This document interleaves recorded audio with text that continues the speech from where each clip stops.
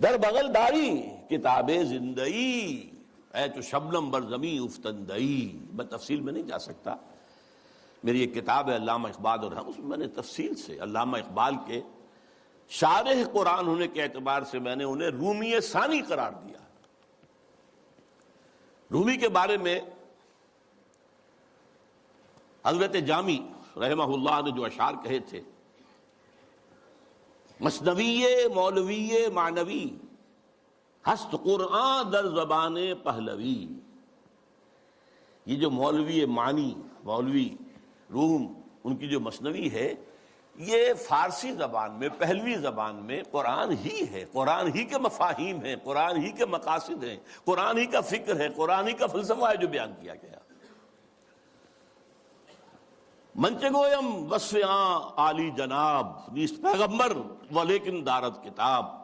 میں کیا کچھ وصف بیان کروں مولانا روم کا، وہ پیغمبر تو نہیں تھے لیکن کتاب ان کے پاس تھی، کتاب جو ہے مثنوی مولوی مان۔ بالکل یہی بات جامی ہی کے طرح کے بہت بڑے شاعر تھے، جالندھر کے گرامی، اور انہوں نے یہ بات کہی تھی، در دیدہ مانی نگراں حضرت اقبال، پیغمبر یہ کر دو پیغمبر نہ تو آشد۔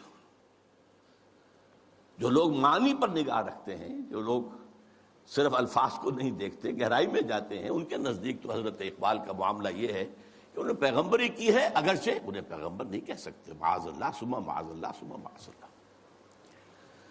بہرحال یہ میرے نزدیک 1908 کے بعد سے لے کر ملت کے احیاء کا نعرہ، ملت کے احیاء کی نوید جاں فضا، اسلام کے نشأت ثانیہ کے دور کے آغاز کی بشارتیں بھی سنائیں، اور اس کے لیے ایک فکری مواد پیدا کیا، مغربی فکر پر تنقید کی، زوردار تنقید کی، ان کی سیاست پر تنقید کی۔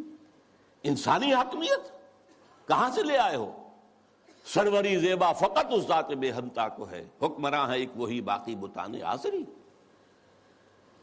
حاکمیت تو صرف اللہ کو ہے، کسی کو یہ حق حاصل نہیں، اللہ کی حاکمیت۔ انسانی حاکمیت چاہے فرد واحد کی ہو، فرعون ہو، نمرود ہو، تو جتنی بڑی نجاست کا ایک بہت بڑا، یوں سمجھئے کہ بہت بڑی گانٹھ جو ہے کسی کے سر پر رکھ دی گئی ہے، ٹنوں، وہ اگر ایک ایک ماشا کر کے سب میں بانٹ دی جائے گی تب بھی تو نجاست ہی رہے گی۔ انسانی حاکمیت کا تصور جو ہے وہ نجاست ہے، وہ کفر ہے، وہ شرک ہے۔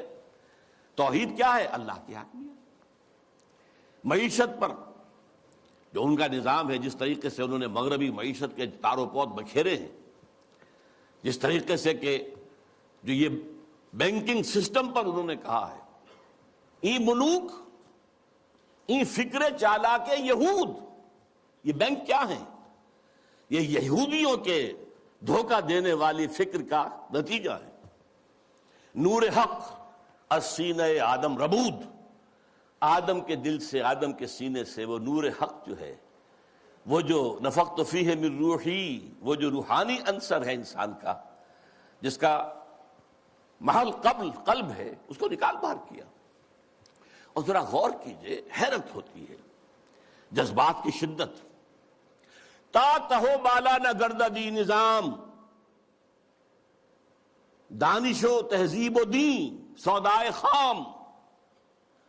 جب تک یہ بینکوں کا نظام تلپٹ نہیں کیا جاتا، جڑ سے اکھاڑ کر نہیں پھینکا جاتا، کہاں کی دانش، کہاں کی تہذیب اور کہاں کا دین؟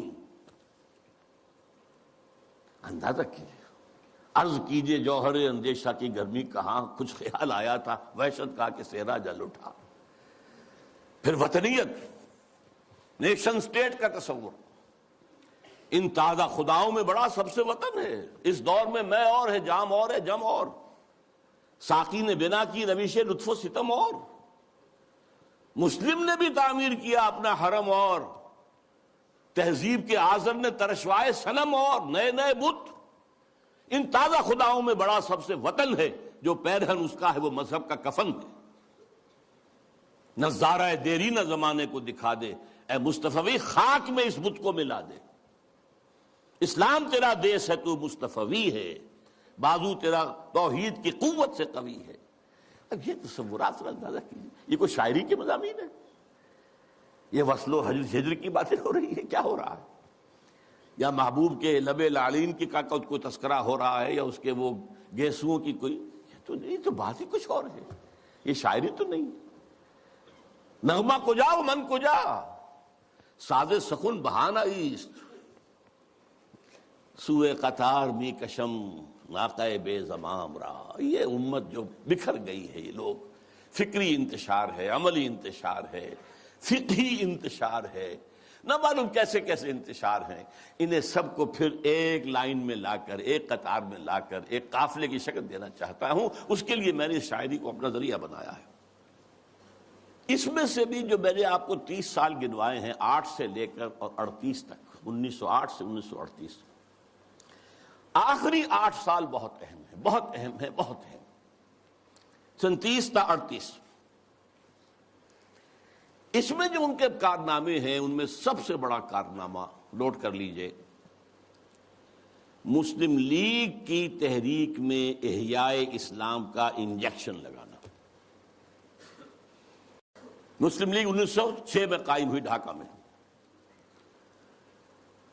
اس میں نہ شامل تھے محمد علی جناح، میں ان کا نام اس لیے لے رہا ہوں، قائد اعظم نہیں کہہ رہا، اس وقت وہ قائد اعظم نہیں تھے، نہ علامہ اقبال، علامہ اقبال تو تھے ہی نہیں، وہ یورپ میں تھے، لیکن یہ کہ مسٹر جناح موجود تھے ہندوستان میں، لیکن وہ کانگریس کے رکن تھے، دادا بھائی نوروجی کے سیکرٹری تھے، مسلم لیگ میں نہیں آئے۔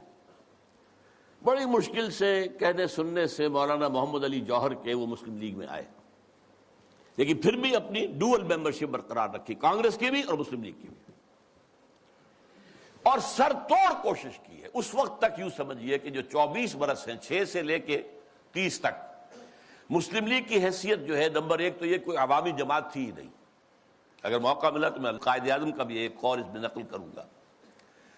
یہ ایک بس ادارہ سا تھا، کچھ بڑے ایلیٹ مسلمانوں کے، کچھ نوابزادے، کچھ جاگیردار، کچھ اور اسی اعتبار سے نمایاں لوگوں کا بس ایک انجمن تھی، اور اس کی کوشش ساری صرف یہ تھی کہ کوئی ایسا فارمولہ طے ہو جائے ہندوؤں اور مسلمانوں کے مابین کہ اگر ہندوستان ایک وحدت کی حیثیت سے آزاد ہو اور یہاں پر جدید دور کے مطابق جو ہے ون مین ون ووٹ کے حوالے سے حکومتیں بننی شروع ہوں، تو ایسا نہ ہو کہ مسلم اقلیت جو ہے وہ ہندوؤں کی اکثریت کے تلے پس کر رہ جائے۔ ان کا تشخص برقرار رہنا چاہیے، ان کی حقوق برقرار رہنے چاہیے، ان کی کوئی ضمانت ہونی چاہیے، بلکہ اندیشہ یہ تھا کہ وہ ہندو اپنی 800 سالہ غلامی کا انتقام لیں گے ہم سے، یہ خوف بھی تھا۔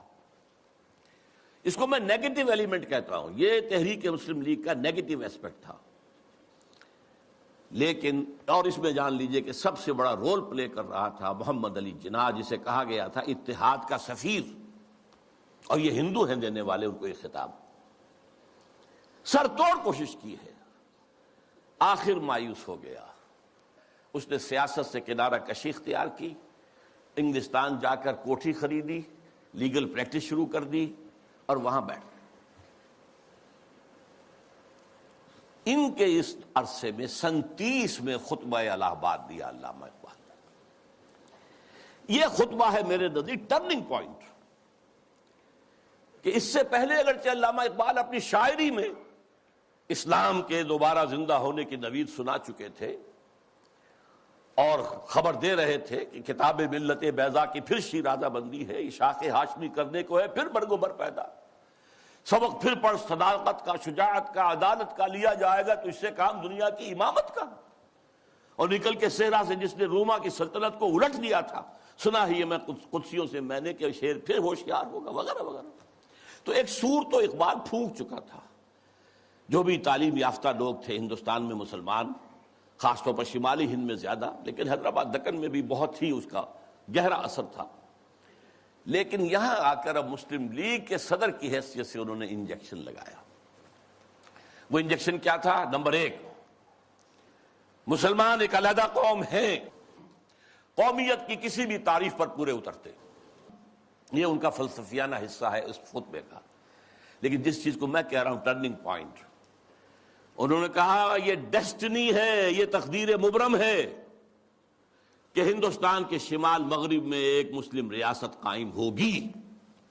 It was not a proposal, it was a prophecy, destiny. Number 1. Number 2, اور اگر ایسا ہو گیا تو ہمیں موقع مل جائے گا کہ اسلام کے تابناک چہرے پر جو بدنما داغ اور دھبے آ گئے تھے عرب ملوکیت کے دور میں. لفظ کیا ہے؟ عرب امپیریلزم. یہ بنو امیہ کا دور, یہ بنو عباس کا دور, پھر ترکان عثمانی کے دور, یہ بادشاہتیں تھیں. اس میں خلافت کا تو سوال نہیں. نام خلافت کا رہا, خلفائے بنو امیہ اور خلفائے بنی عباس اور خلفائے بنو عثمان وغیرہ, آل عثمان.